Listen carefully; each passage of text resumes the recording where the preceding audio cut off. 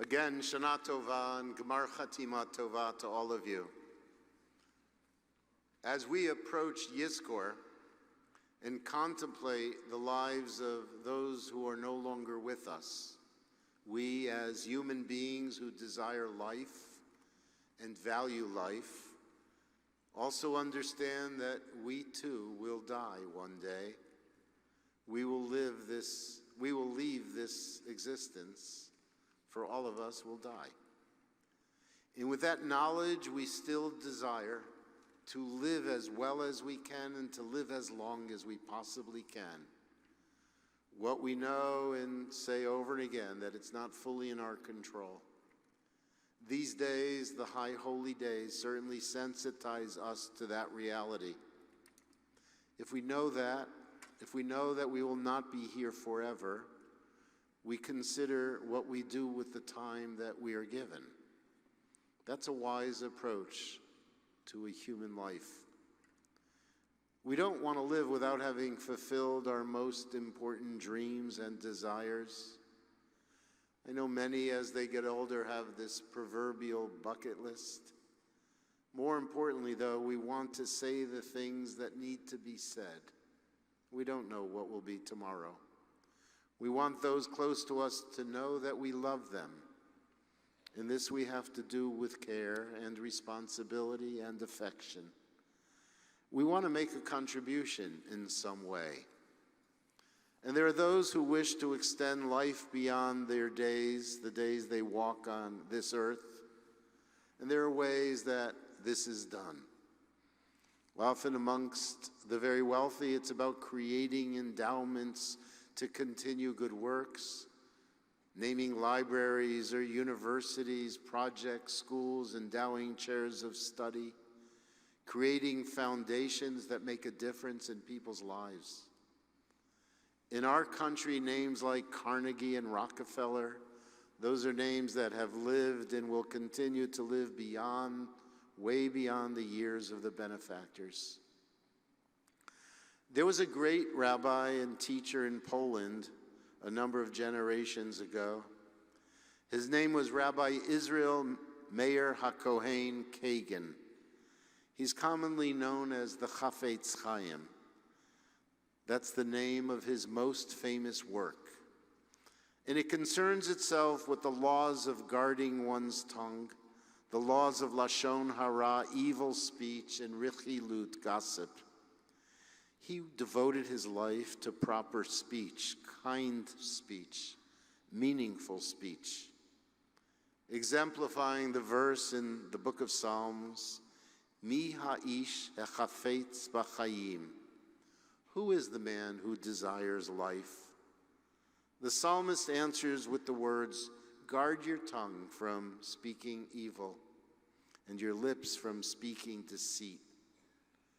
Although Kagan died at the ripe old age of 96 in 1928, he taught about the quality of the lives we live and the possibility that we create some immortality by the words we speak, and thus the lessons we teach, the values we live in, those with whose lives we touch. You know, when you come to the Torah for an aliyah, and we heard it 7 times this morning, there's the recitation of 2 different blessings. The second one that we recite goes like this. Baruch atah Adonai, we praise you, God. Eloheinu melech ha'olam, you are the Lord, you are the King of the universe. Asher natan lanu Torat emet, you have given us a Torah, a teaching of truth. V'chayei olam nata b'tochenu, and eternal life you have planted within us. Baruch atah Adonai notein haTorah, praised are you, God, who gives us the Torah. Who desires life? All of us who sit here do. And we're given something so grand, so powerful, so meaningful, that when we receive Torah, we attach our names and our lives to it. When we receive Torah, we attain a type of immortality. We know we will be gone physically, but will we allow our spirits, our souls, and our values to continue to live? As a people, we know that we've lived through times of horrific persecution and destruction. We have witnessed the extraordinary transformation of our people a few times in our history, and that has enabled our survival. When we review the annals of our history, we see that the most powerful moment of change was the moment that came after the destruction of our Holy Land and the exile of our people by the Romans. It was a period that created a bridge between the kingdom of ancient Israel and then the development of the Jewish people as we know it and as we belong to. And I think the period has a lot to teach us about survival. 2,000 years ago, the Torah and the public reading of the Torah, the learning of Torah, was the centerpiece of Jewish life. It was harbored in and sustained by the synagogue as new communities were built once we were no longer able to be in our homeland. And the reading of the Torah attracted our people. They came together to hear its words. They came together to learn its words. And they would do so even in the face of grave danger. The religious leadership of that day knew that even at the risk of their lives, teaching Torah and developing successors could be done at the risk of death. We learn about courageous rabbis who chose to continue to learn and to teach. This, they believed, would be the gift to the future.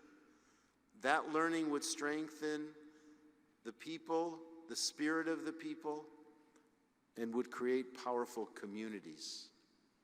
Undoubtedly, also, that learning would keep their memories alive. So this Torah was sanctified, and it was passed on as we say and as we sing, L'dor vador. It gave those rabbis a type of immortality, and let me explain. This comes from the Talmud, and the words are familiar to many of you. We used to read them as part of our Eile Ezkara service, which we will do soon. The ancient Roman court decreed that Jews could no longer teach Torah. And so the court sentenced to death any rabbi who chose to ignore the decree.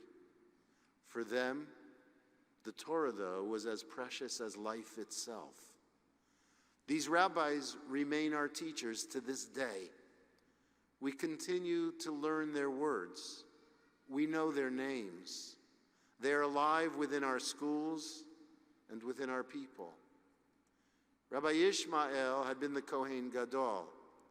He asked to be executed by the Romans first, so he wouldn't see the torture and the death of his colleagues. Rabbi Shimon had the same request, and so lots were cast. The lot fell to Rabbi Shimon, who was slaughtered on the spot. The Talmud teaches that Rabbi Ishmael raised his colleague's severed head and cried out, "How the tongue that taught Torah now licks the dust." His turn came next, and the Romans flayed his face. You all know the name Rabbi Akiva. Akiva is perhaps the greatest teacher of all. Akiva died 2,000 years ago, and yet Akiva lives within our people. He chose to continue teaching in spite of the decree. Akiva was led to the executioner. Akiva knew it was time to say the Shema because he was going to die. And the executioners scraped away his skin, and as they did so, he recited the words, Shema Yisrael, Adonai Eloheinu, Adonai Echad. His students asked, "Even now, Rabbi?" And Akiva responded, "All my life I was troubled by the verse, to love your God with all your heart and your soul. And now I understand it means that even if he takes your life." I often wondered if I would be able to die with that faith, fulfilling that obligation. And now Akiva said, I do know. He died while uttering the words, Adonai Echad, the Lord is one. Akiva lives on with our people. There are many stories of these great rabbis.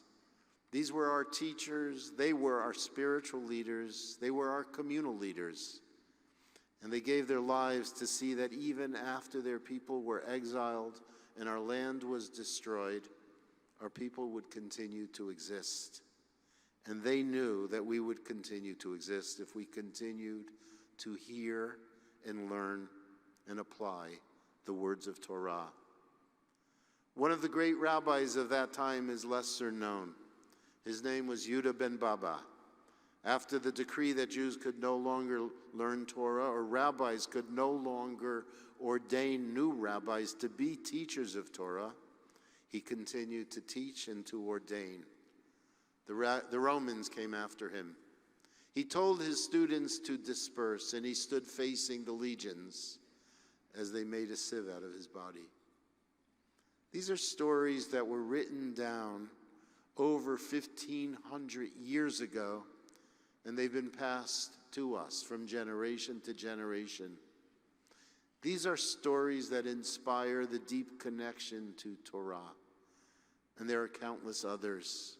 And of course, it didn't end during that period, for Torah has always been the life and the length of our days, as we say. It grounds us in the most important aspects of our being.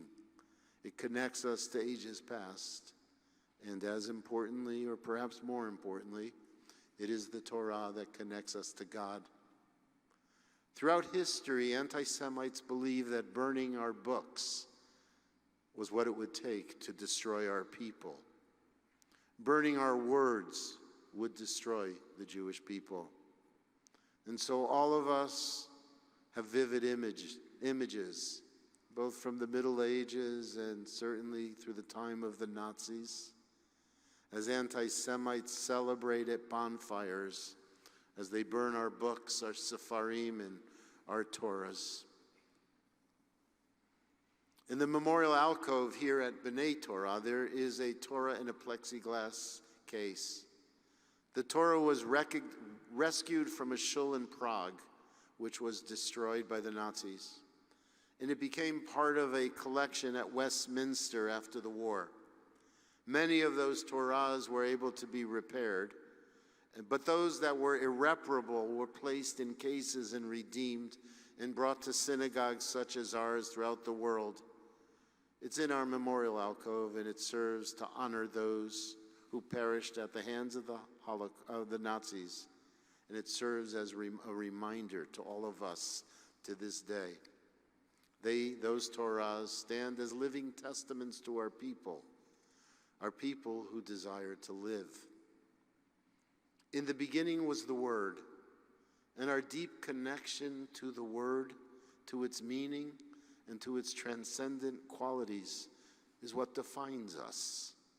It's been said that we are a mamlechet kohanim, a nation of priests. What does that mean? A teacher of mine once taught me that in the ancient world, only the priests and some royalty were taught how to read. The rest of the population remained illiterate, and that continued to give the priests power. But amongst our people, every single child was literate. Every child was taught to read. They were taught to read Mishnah, and they were taught to read Torah. You know the story that we're going to tell about B'nai Torah, about our beloved synagogue and the COVID virus that plagued the world over the last few years and our emergence from it? I apologize if you've heard it once, twice, 3 times. But during the darkest days, which actually for me was in the fall of 2020, I was worried about our existence as a community. What would hold us together as a community when we survived COVID if we couldn't be together for so long? And so I wondered about a few things. I asked myself what it is that ties us together as a community, and what can keep us tied together, and what can we do to affirm life in the midst of all this? I asked, how are we going to memorialize the victims of COVID? And one other thing, I tried to look ahead to when it was over and we would be together, and project to a moment when we would be able to celebrate together. I knew that first and foremost we had to be physically involved helping those people who needed help during that period, particularly the elderly or those who needed food and medical care, and we could do certain things as volunteers. But I knew that that which gave us life as a synagogue community was the Torah. I thought of those days when we would return and when this congregation would stand with the glorious Aron Kodesh doors open, and we would sing together, Eitz Chaim Hi. It's a tree of life, L'machazikim ba. It's a tree of life to those who hold on to it. You must know that we do that particularly well here with a very powerful spirit. And I thought of the fact that we are literally B'nai Torah. We are literally the children of Torah. And although our Aron Kodesh is filled with beautiful Torahs, I believe that a communal response, the writing of a Torah, an Eitz Chaim, a tree of life, would serve to unify us, to give us hope, to bring us together, and to enable both individuals and couples and families to come together to participate in a very memorable way in a holy task. Sure, it's been done before, but it would be done differently this time. People would have to wear masks. People would come into the sanctuary alone or with their spouses or just their families. But we would connect through this project. And some of you immediately stepped forward to support the effort and to help us develop it. Do you know there were well over 1,000 people who were involved in the scribing? And I took lots of time over the years. And as much as I could, I sat with you as you scribed with our wonderful sofer, Rabbi Menachem Belolo. And together we enjoyed his stories and his teachings. But I was most deeply profound by the responses I saw from each of you. They were filled with deep pathos, feelings for the opportunity. I know that many of you were mourning losses, and many of you felt in that scribing hopes for your future. You knew you were engaged in something very significant, and for many of you it was profoundly important to be on this bima, and we set up a chuppah, and you sat under the chuppah and you scribed a letter fulfilling the 613th mitzvah, that every individual is to write a Sefer Torah. A single letter, you learned, fulfilled that requirement. I couldn't be with everyone, but when I was here, I was so deeply moved by the words and by the Spirit. I heard so many of your stories and felt so much of the pain that you've experienced for loved ones who died, either in the recent times or years before. I also heard the stories about grandchildren and your hopes for the future. So a deeper connection to you and to our congregation grew. The words, V'chayei olam nata b'tochenu, the word, the Torah plants eternal life within us, those words came alive. It was not just a lofty ideal, it became real. There's something that I often feel at life cycle events, and I often express it at weddings. Life cycle events, those moments that change us. When I stand under a chuppah with a bride and groom and their families, I know the feeling of connection that everyone standing under that chuppah feels. The connections to the generations who are gone, but we feel their presence in our hearts and our souls. There's a yearning for the parents and the grandparents, the deceased ones. And there's a feeling not only are they missed, but also that they're celebrating with us because their lives are continuing. We placed the chuppah here because the Torah is a ketubah. The Torah is the contract that ties us to God. And we experience the magic and the mystery of the letters of the Torah as person after person after person spoke to their moment. You learned something very beautiful. We taught stories. And Menachem Bololo had a particular wealth of knowledge about the letters of each letter of the alphabet. One of his lessons was great.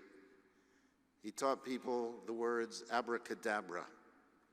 You know those words, they're spoken by magicians. But he taught people that the word abra means I will create. Abra.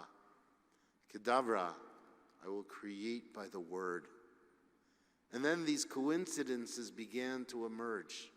Coincidences between time and place and people. When Marvin Finkelstein came to the Torah, he was one of the first to scribe, and he was given the next available letter to scribe. He was asked to think about someone at that moment, and that we would do a blessing for that person. Marvin closed his eyes, and he said his dad had recently died.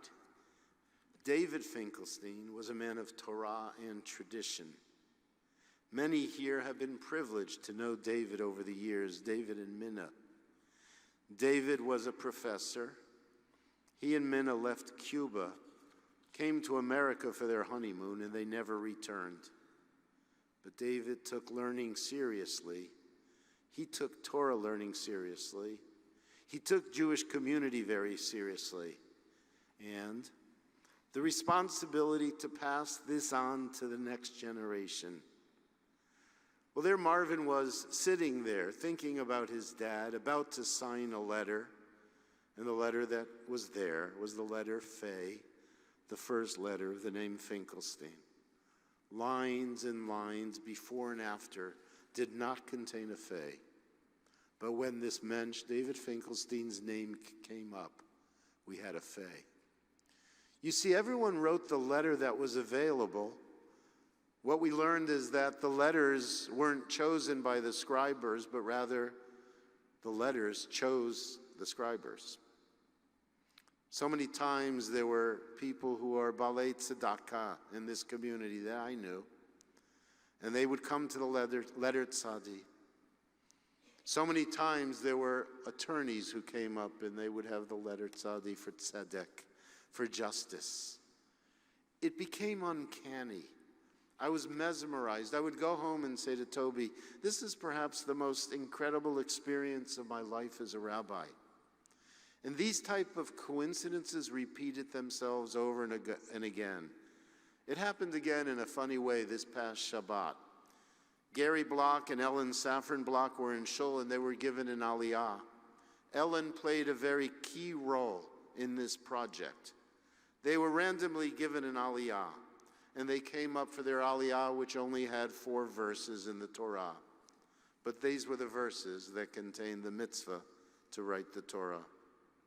We found letters with meaning and letters that represented moments, and more importantly, the people in your lives, both parents and grandparents and children. Describing the letters connected you to those people and to the moment their presence was there. And there were letters that connected us to the future, as I mentioned. In many ways, this act was symbolic, but in many ways it was so real. And it affirmed the depth of the community's attachment to Torah and the realization that Torah keeps us alive beyond our years. So I sent a letter to everybody who scribed, and I asked them to tell me about your experience. I received about 150 letters, and I spent hours and hours and hours reading and rereading your letters and your descriptions. And they all affirmed exactly what I believed. I'll share some of them now. and I promise to have all of them available in a book that will be published after the Torah Project is celebrated. By the way, I can't possibly read all of them, but each one was beautifully written, each one was heartfelt, and each one was reflective of the experience you had. Let me just quote a few of them, and it's just random. If I don't quote yours, no, it's not because it wasn't significant, it's only because of time. Jane Applebaum wrote that her letter was a lamed, and she wrote the following. My letter was lamed, how fitting for me to scribe that letter, as lamed refers to learning and teaching, lilmod ulilamed. I was a teacher of special needs to high school students for 35 years. Education is everything to me. In Judaism, as well as my personal life, we value it above everything else. And now I continue to teach my 4 grandchildren, and it's an honor for me to read them stories, as well as find learning and joy in everything we do together.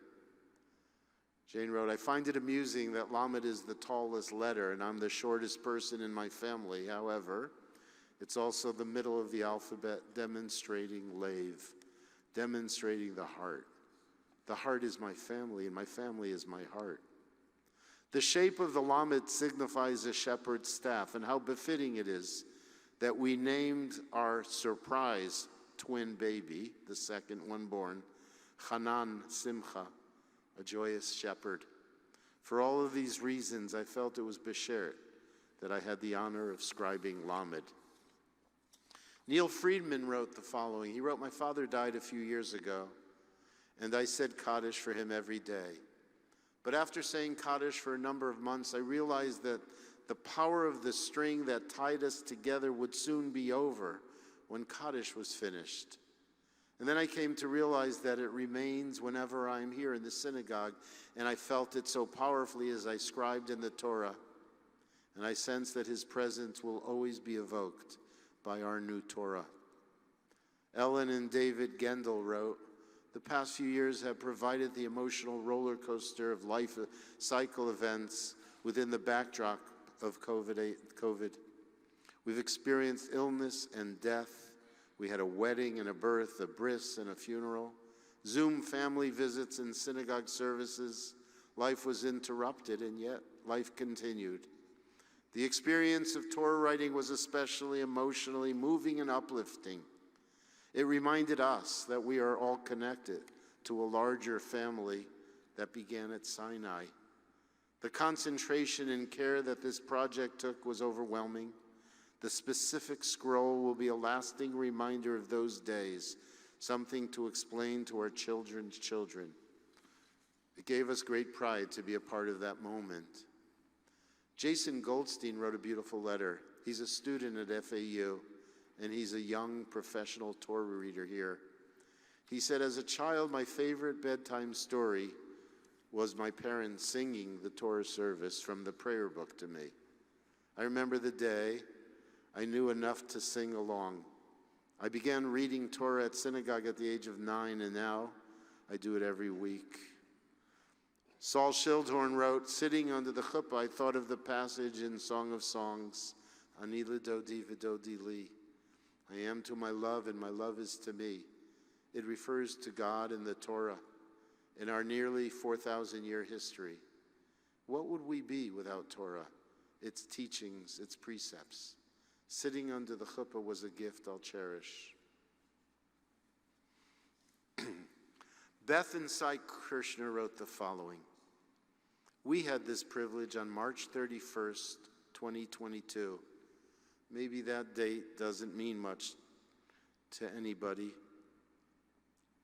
but it was almost 2 years today, to the day, that our son Hal passed away from COVID.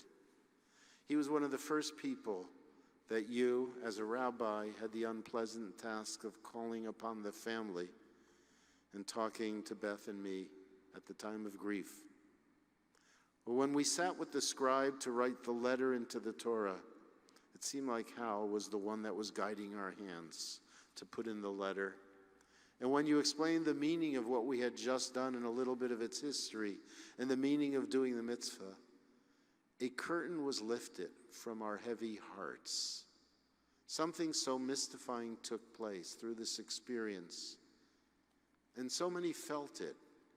I had the privilege to witness it. I know it was about, at that moment, connecting the life of Hal, the life of his parents, to eternity. Lori Barbag wrote that we had scribed the final mem, and my maiden name is Margolis. My mother was Marcia. There were so many connections to the mem, and even more so, the description to use the mem through mayim and water, and how it's a part of every one of us. It was perfect. It made me reflect and think about my past generations and what they mean to me, and how as much we miss them, they're with us. And Rhoda Bertouche, you wrote a beautiful letter describing growing up in Hudson, New York, in a different generation, and how she was, as a girl, she had to struggle to learn Hebrew and to participate in synagogue ritual. And so she wrote the following. She wrote, "Dear David, writing the letter in our Torah and having my husband looking on, I felt my father was next to me in our little shul in Hudson. I could feel my brother on the other side of me, and my mother was looking down from the balcony. The letter brings with it a flood of memories.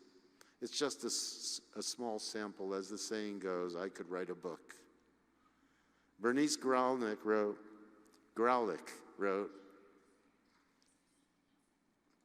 "At the age of 95, I felt this extremely emotional, meaningful, religious, beautiful experience. It touched my heart. Thank you." At the age of 95.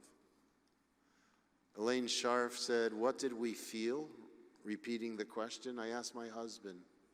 After a few minutes to reconnect with that moment, he said, "I felt the history of 2,000 years looking at me. As for me, the sky didn't open. I didn't hear God talking. But what I felt was this incredible sense of community and dor vador. For our children were visiting us from Israel, and they joined us that day.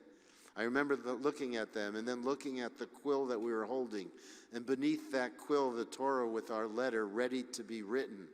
Thinking of that, seeing our children sitting next to my husband of 60 years, I felt a profound sense of gratitude, not just for the life I've lived, but for the life that's going to live after me."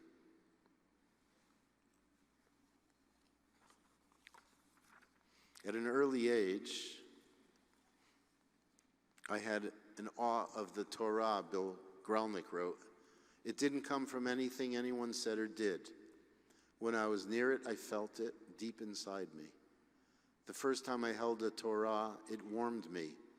The first time I danced with the Torah, it transported me. When I did the blessings before and after the reading, it spoke to me. I accepted Judaism. It was who I was. But it didn't mean that much special. It was who I was. The first time I visited a concentration camp and then came face to face with a rescued Torah, it was a sacred moment in my life. And then Andrea came into my life, and I became impressed with her embrace of Judaism, the joy she got from being in synagogue, singing praises to the Lord as a member of the choir, and my sense of being Jewish filled out. So when the notice came about the project, it called to me. As the ink touched the paper and electricity was evident in the quill, it passed through my hands, through the hands of the scribe and mine and my beloveds. The Torah is a revered teacher of mine. It's a friend. I'll do a couple more. Cliff Zareski wrote the following. Cliff wrote, "The letter I wrote was a mem. It has great significance because it represents the importance of family, mishpacha. It's the most important aspect of my roots in Judaism. I am blessed to have created a Jewish legacy through my beautiful mishpacha, as well as my community. The Falchuks, the Vernoffs, the Faintucks, the Stewarts, they were amongst the families that did this with 3 generations. And I'm sure some little kids will carry this experience." Diane Epstein, our dear Helene Ballin's aunt, wrote the following. "I was so happy to be able to scribe, and my children were with me to witness. My letter was Yud, the smallest letter, but it had so much meaning. As I held the sofer's hand to scribe, I thought of generations that came before and generations yet to come. And then, sitting there at B'nai Torah, I thought about my niece Helene and how she's been given a second chance to live. I sent my prayer and thanks soaring up to God, just as the Yud does. Scribing made my connection so much stronger. Finally, George and Shirley Goldstein received the letter, which was the first letter of their late daughter's Hebrew name. He wrote, "It was a way of keeping connected to my daughter. We would remain in a parent-child setting, even though she was 53 when she passed. But through that experience, her presence was experienced." So almost every single letter I received reinforced the project. The rabbis in a midrash, they taught that God was uncertain as to whether he should give our people the Torah. And so he asked the people, he said, "You're going to have to give me guarantors for me to give you the Torah." The people responded, "Our ancestors will be our guarantors." And God said, "Nope, not good enough." The people then said, "Our prophets will be our guarantors." God said, "Nope, not good enough." And then they said, "Our rabbis will be our guarantors." And God said, "Not good enough." And then the people said, "Our children will be our guarantors." And God said, "For the sake of your children, I give this Torah to you." We walked together. Each of us walked. You walked with your loved ones and your friends a very long road these last few years. Together we mourned a lot, too much. We were apart and there was a lot of pain experienced, but never did we lose hope. Nor did we lose hope in this great congregation, B'nai Torah. We forged ahead with incredible strength, and we committed ourselves to that which is eternal. We continue to read and study, and then we wrote one. Through Torah, we know by virtue of a tradition that brings us this day and all of it, the depth of its meaning, the tradition that brings us Yizkor, the tradition that calls upon us to create a better world.